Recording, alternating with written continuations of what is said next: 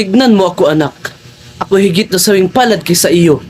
Ngunit hindi ako umiiyak.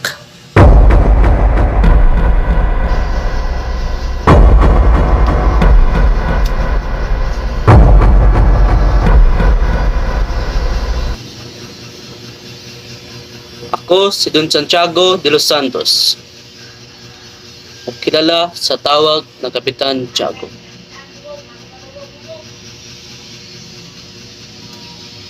Ako ay nakatira sa Binondo.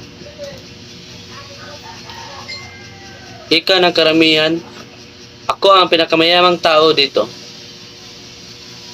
Sa kadahilanang ako ay may iba't ibang pag-aari at mga negosyo.